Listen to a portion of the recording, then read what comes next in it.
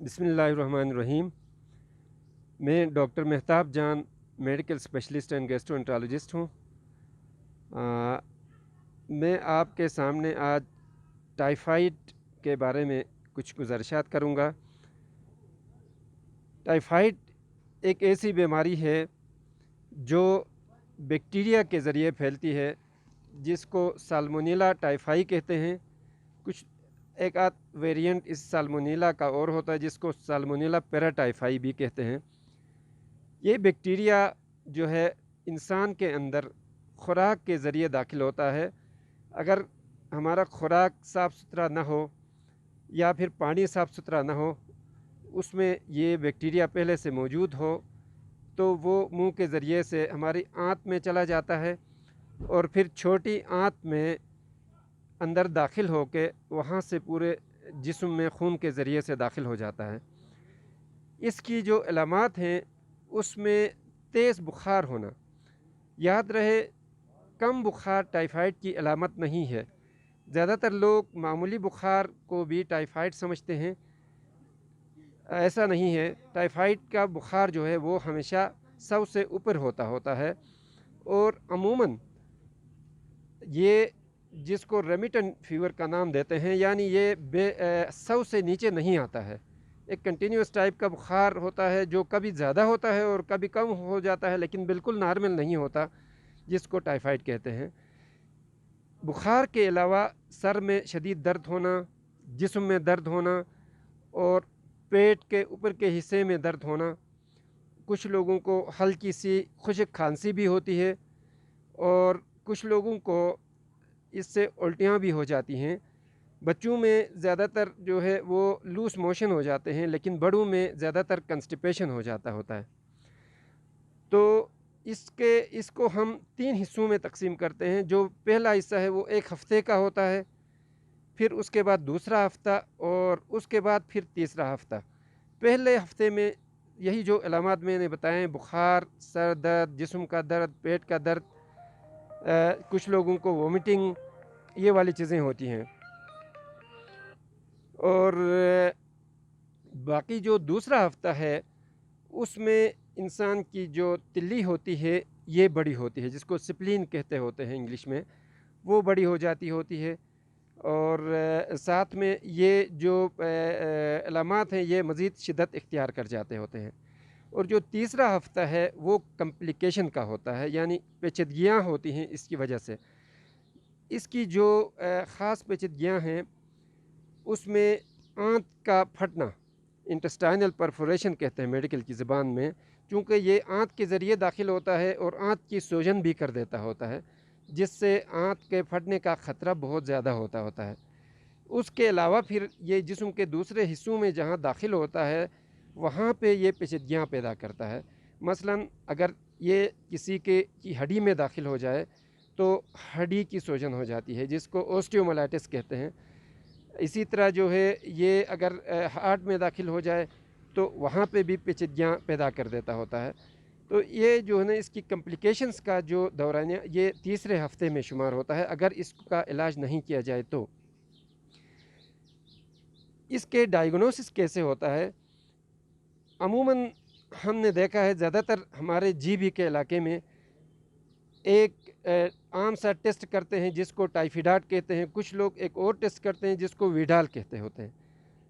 बदकिस्मती से ये दोनों टेस्ट जो है वो अभी ऑब्सोलीट हो चुके हैं। WHO की तरफ से इन दोनों टेस्ट पे बैन लगा दिया गया है। ये टेस्ट बिल्कुल नॉन स्पेसिफिक हैं। बाज़ औक़ात ये टाइफाइड के मरीज़ में भी नेगेटिव आते होते हैं और बाज़ औक़ात आम मरीज़ में भी ये पॉजिटिव आते होते हैं। इसलिए इन जिनको मेडिकल की ज़बान में सेंसिटिविटी कहते हैं और स्पेसिफिसिटी कहते हैं। तो सेंसिटिविटी का मतलब ये है कि टाइफाइड के मरज़ को डिटेक्ट करना, और स्पेसिफिसिटी का मतलब है अगर पॉजिटिव आए तो वाकई टाइफाइड है या नहीं है, ये स्पेसिफिक है या नहीं है। तो इन दोनों टेस्ट की न तो सेंसिटिविटी अच्छी है न स्पेसिफिसिटी, जिसकी वजह से WHO ने इन पे बैन लगाया है। खान यूनिवर्सिटी अस्पताल की लेबॉर्ट्री में भी ये टेस्ट नहीं करते और गिलगित में भी जो खान मेडिकल सेंटर है, इसी तरह अच्छे कुछ क्लिनिक्स हैं, वहाँ पे भी ये टेस्ट नहीं होते। इसके अलावा जो गोल्ड स्टैंडर्ड है टाइफाइड की अलामात کے علاوہ جو جس کے ذریعے ہم اس کو تشخیص کنفرم کرتے ہوتے ہیں وہ ہے بلڈ کلچر۔ بلڈ کلچر کے ذریعے سے نہ صرف یہ کنفرم ہوتا ہے کہ یہ جو بیکٹیریا، جیسے میں نے شروع میں عرض کیا تھا کہ سالمونیلا ٹائیفائی یا اس کے پیراٹائیفائی اے اور پیراٹائیفائی بی، وہ بھی دو اس کے ادر ویریئنٹس ہوتے ہیں، ان تینوں کی وجہ سے ٹائیفائڈ ہوتا ہے۔ تو یہ جراثیم بھی آتے ہوتے ہیں بلڈ کلچر کے اندر، اور ساتھ میں ان کو ختم کرنے کی دوائی بھی نکلتی ہے جس کو سینسیٹیوٹی کہتے ہیں۔ تو کلچر سینسیٹیوٹی، کلچر میں جراثیم آتا ہے، سینسیٹیوٹی کا مطلب ہے کہ یہ کن دوائیوں کے لیے یہ سینسیٹیو ہے، وہ دوائیاں بھی اس میں آ جاتی ہوتی ہیں۔ زیادہ تر لوگوں کا بلڈ کلچر پازیٹیو آتا ہے، کچھ ایسے لوگ ہیں جن کا اگر بلڈ کلچر پازیٹیو نہیں آئے تو فردر ہمیں کلینکلی یعنی علامات کے ذریعے زیادہ شک ہو کہ یہ ٹائیفائڈ ہے تو ہم بون میرو یعنی گدے کا ٹیسٹ کرتے ہوتے ہیں، بون میرو کلچر کرتے ہیں، تو بون میرو کلچر میں یہ پازیٹیو آتا ہے۔ کچھ لوگوں کا سٹول کلچر بھی کرتے ہیں، لیکن سٹول کلچر کی سینسیٹیوٹی زیادہ ہوتی ہے لیکن اسپیسیفسٹی کم ہوتی ہے۔ بعض اوقات یہ جو ہے ایسے بیکٹیریا جو ٹائیفائڈ کاز نہیں کرتے ہیں، جسٹ جو ہے وہ گیسٹرونٹائٹس ٹائپ کرتے ہیں، وہ بھی پازیٹیو آتے ہوتے ہیں، لیکن بلڈ کلچر جو ہے وہ گولڈ سٹینڈرڈ ہے۔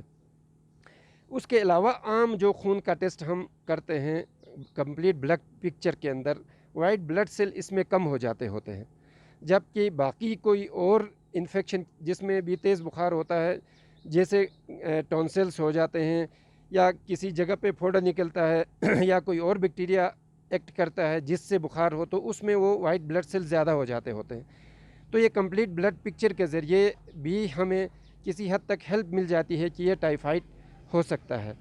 اس کے علاوہ جو ہے لیور انزائمز بھی بعض اوقات ٹائیفائڈ میں تھوڑے سے زیادہ ہو جاتے ہوتے ہیں، بہت زیادہ نہیں ہوتے لیکن تھوڑے سے زیادہ ہو جاتے ہیں، وہ صرف ٹائیفائڈ کی وجہ سے ہوتے ہیں۔ کچھ لوگ ان کو جو ہے وہ یرقان سمجھتے ہوتے ہیں، حالانکہ ایسا نہیں ہوتا، وہ جسٹ جو ہے ٹائیفائڈ کی وجہ سے تھوڑے سے زیادہ ہو جاتے ہوتے ہیں۔ اس کی ٹریٹمنٹ جو ہے وہ یہ ہے کہ اس سب سے پہلے کوشش ہوتی ہے کہ معمولی سی دوائی سے ہی ٹائیفائڈ ٹھیک ہو جائے۔ اگر معمولی دوائی سے ٹھیک نہ ہو تو پھر اس سے ہائی دوائی پہ جانا ہوتا ہے۔ زیادہ تر لوگ جو ہے یہ ایموکسیسلین سمپل ایموکسل کہتے ہوتے ہیں، اس سے بھی ٹھیک ہو جاتے ہوتے ہیں، لیکن انفارچونیٹلی جی بی کے اندر جو ہے وہ پریکٹس جو ہے نا وہ ارریشنل یوز ہوتا ہے اینٹی بائیوٹک کا، یعنی لوگ خود سے بھی جا کے میڈیکل سٹور سے اینٹی بائیوٹک لے کے کھاتے ہوتے ہیں، جس کی وجہ سے یہاں پہ ریزسٹنس بہت زیادہ ہے، جس کی وجہ سے عام ایموکسل وغیرہ دوائی اس پہ اثر نہیں کرتی ہے۔ تو اس صورت میں پھر سپروفلوکساسین کی گولیاں ہم دیتے ہوتے ہیں، یوجولی کم ڈوز میں دیتے ہیں، 500 ملی گرام کی گولی صبح شام دیتے ہوتے ہیں۔ البتہ اس سے بھی کچھ لوگوں کو ریزسٹنس ہو جاتا ہوتا ہے، 30% ریزسٹنس ہوتا ہے اس میں بھی، اور اگر ریزسٹنس ہو تو اسی کی ڈوز ہم بڑھاتے ہوتے ہیں، تو اس کو ہم جو ہے وہ 500 کے بجائے 750 ملی گرام صبح شام دیتے ہوتے ہیں۔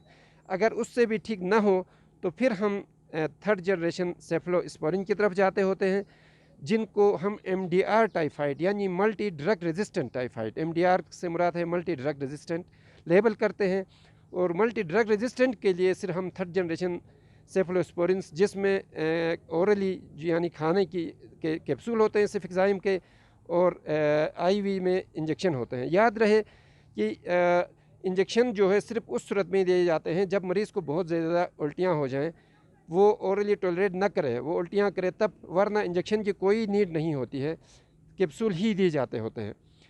اور کیپسول اور انجیکشن کا ایک ہی فنکشن ہوتا ہے، کوئی خاص فرق نہیں ہوتا ہے، سوائے اس کے کہ اگر پیشنٹ وومٹنگ کر جاتا ہے، کیپسول اندر ایبزارب نہیں ہوتا ہے، تو مجبوری کی صورت میں اس کو ہم آئی وی دیتے ہوتے ہیں۔ اور اگر خدا نخواست یہی ٹائیفائڈ جو ہے اس سے بھی ٹھیک نہ ہو، جو کہ بہت کم لوگوں کو ایسے ہوتا ہے، تو اس کو ہم X D R typhoid label کرتے ہیں، یعنی ایکسٹینڈڈ ڈرگ ریزسٹنس ٹائیفائڈ کہتے ہیں۔ ایکس ڈی آر ٹائیفائڈ کے اندر جو ہے پھر کچھ انٹرنیشنلی جو جہاں پہ کلچر سینسیٹیوٹی کر کے دیکھا گیا ہے، اس کے مطابق ایزیتھرومائسین کی دوائی ہوتی ہے جو اس کو مکمل ٹھیک کرتی ہوتی ہے، اور ساتھ انجیکشن میرونم اور انجیکشن ٹائنم ہوتے ہیں جو اس کو ٹھیک کرتے ہوتے ہیں، اور یہ بالکل ایکس ڈی آر ٹائیفائڈ کے لیے ہوتے ہیں، جو کہ 1 سے 2% لوگوں میں صرف ایکس ڈی آر ٹائیفائڈ ہوتا ہے۔ اسی لیے میری گزارش ہے کہ یہ ایزیتھرومائسین کا یوز باقی چیزوں پہ کم سے کم کیا جائے۔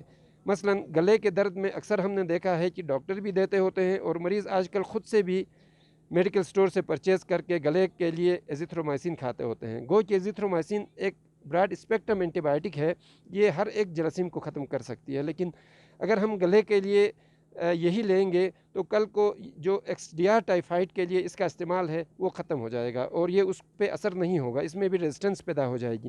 اسی لیے گلے کے درد کے لیے ہمیں اول تو کوشش کرنی چاہیے بغیر اینٹی بائیوٹک کے۔ گلے کا درد الرجی کی وجہ سے بھی ہو سکتا ہے، وائرس کی وجہ سے بھی ہو سکتا ہے، جن کے لیے ہرگز اینٹی بائیوٹک کی ضرورت نہیں ہوتی ہے۔ اگر پھر بھی ہو جائے تو اس کے لیے ایموکسل کافی ہوتا ہے جو اس کو ٹھیک کرتا ہے۔ اور بہت زیادہ اگر ہو ریزسٹنس اگر ایموکسل سے، تو وہ جا کے سیکنڈ جنریشن سیفلوسپورین ہوتے ہیں، سیفروگزیم جس کو کہتے ہوتے ہیں، تو اس سے بھی وہ ٹھیک ہو جاتا ہے۔ تو ہمیں ایزیتھرومائسین گلے کے درد کے لیے ہرگز استعمال نہیں کرنا چاہیے، تاکہ اس کی جو بیوٹی ٹائیفائڈ کے اندر ہے وہ اسی طرح مینٹین رہے۔ اب ایک اور چیز جو آج کل پورے جی بی میں ہی نہیں، پورے پاکستان میں ہی نہیں، پوری دنیا میں یہ مرض پھیلا ہوا ہے، جس کو کورونا کہتے ہیں، یعنی کووڈ-19 کا نام دیا گیا ہے، کیونکہ یہ 31 دسمبر 2019 میں پہلی بار چائنا ووہان میں پیدا ہوا، جس کی وجہ سے ان کو کووڈ-19 کا نام دیا گیا ہے۔ بدقسمتی سے پوری دنیا میں یہ پھیل گیا ہے، پینڈیمک ہو گیا ہے، اور ہم نے دیکھا ہے اکثر گلگت میں یہی ٹائیفائڈ ٹیسٹ جو ہے نا، ایون ڈاکٹرز خود یہی ٹائیفائڈ ٹیسٹ کرتے ہیں مریض کا، اور یہ پازیٹیو ہو تو اس کو ٹائیفائڈ لیبل کر کے عام ہسپتال میں اس کو داخل کرتے ہیں، اور وہ اندر سے کرونا نکلتا ہے اور باقی لوگوں میں بھی پھیل جاتا ہوتا ہے۔ تو میں ایک دفعہ پھر اسٹرانگ ریکویسٹ کروں گا تمام ڈاکٹرز سے کہ یہ ٹائیفائڈ اور ویڈال کا ٹیسٹ خدا کے لیے بند کریں۔ اس سے نہ صرف مریض کے پیسے ضائع ہوتے ہیں، بلکہ ایک مس ڈائیگنوسس ہو جاتا ہے اور کورونا جیسے خطرناک مرض اس کی وجہ سے پھیل جاتے ہوتے ہیں۔ جیسے میں نے شروع میں کہا تھا کہ یہ خوراک اور پانی کے ذریعے سے پھیلتا ہوتا ہے، تو آف کورس یہ ان ہائیجینک کنڈیشن میں ہی بیکٹیریا ہوتے ہیں جو خوراک اور پانی کے ذریعے داخل ہوتے ہیں۔ یوجولی ہم یہ گرمیوں کے موسم میں زیادہ ہوتا ہے، کیونکہ اس موسم میں خاص طور پہ پھل فروٹ کا موسم ہوتا ہے، تو لوگ جو ہے نا پھل فروٹ کو اچھی طرح دھوئے بغیر کھاتے ہوتے ہیں، جس کی وجہ سے یہ بیکٹیریا پھل فروٹ میں موجود ہوتا ہے جو اندر جا کے بیماری کاز کرتا ہوتا ہے۔ اسی طرح پانی ہے، پانی جو ہے نا کا نظام پورے جی بی میں بدقسمتی سے کوئی سیف واٹر کا نظام ہی نہیں ہے۔